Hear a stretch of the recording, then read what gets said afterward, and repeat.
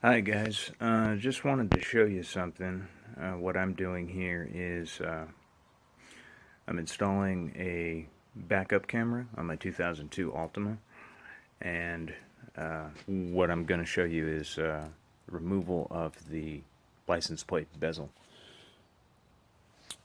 As you can see, it's all removed there. I looked around on YouTube and couldn't find anything on how to do this. It's not terribly hard to figure out. As I'm sure you're aware, lots of people have done this, but I thought it might be educational just to show how I'm doing it for you guys. So let me go ahead here and flip this around. What I've done is I took a step drill that I bought at Harbor Freight, and I went ahead and drilled this hole. I drilled a hole into the actual trunk itself, but also in the bezel. So there's the bezel, and there's the backup camera.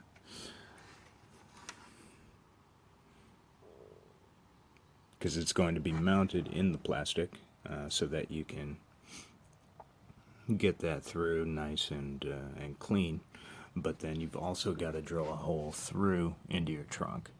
I used a step drill that I bought at Harbor Freight, and I've drilled the hole just big enough to get the pieces in there. I want to drill the smallest hole possible because I'm hoping I can just find a grommet at AutoZone or something so that I can get the stuff in there.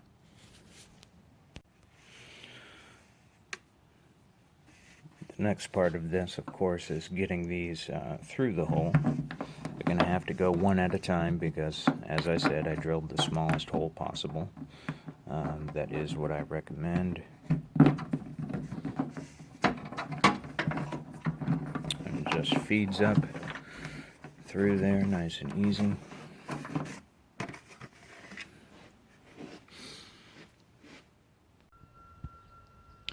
The idea is that when the whole thing is in there, this is what you're going to end up with. Just nice, clean, stock looking installation. So we've got a little bit of room in the back. You don't want to drill all the way to the back. You want to leave a little license plate, and license plate frame is going to go in there. So you want to leave just a touch, just enough to make that possible for you. And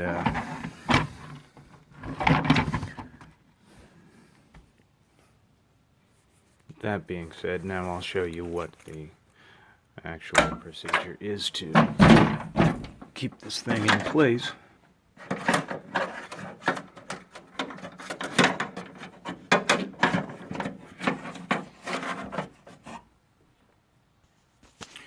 Once you have this thing in place, what you're going to see is there's an 8mm nut that goes here, as well as here on both sides of this bezel. Here it is, the nuts are in place, the 8mm nuts.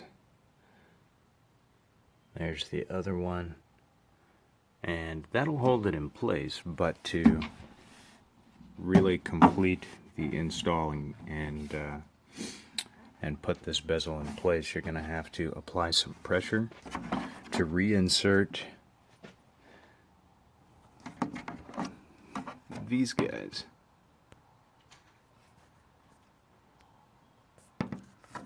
There you go. Yeah, there's these guys that kind of click into place. They're placed here at the lower left-hand corner,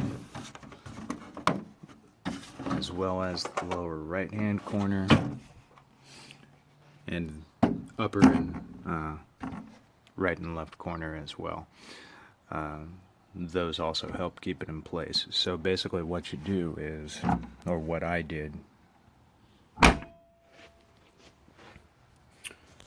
I've gone ahead and I took a cloth, because I didn't want to damage my paint. I took a cloth and stuck it in there, and then I went in with a small screwdriver just to get in there and be able to pry against the paint without chipping it. So that's how I got this thing off. And you can see it's being held in place by those nuts right now, but not too well. I haven't pressed it into place yet.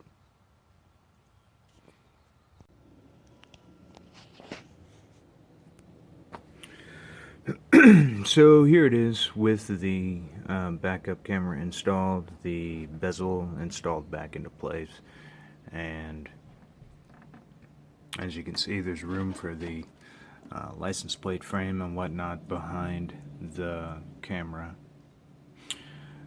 and everything is tightly secured into place. There's no movement, there's no rattle, there's no nothing. Everything is basically as stock.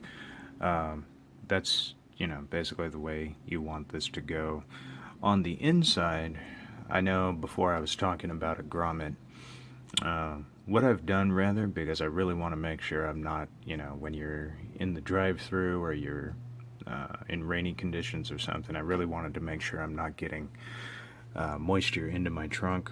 I've gone ahead and actually, I'll see if I can show you.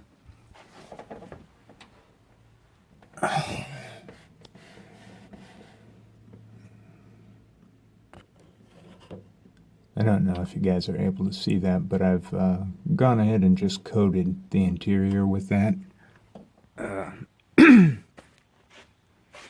With some RTV silicone gasket maker. You can just pick up a tube for whatever it is, $8 at the AutoZone or Pep Boys.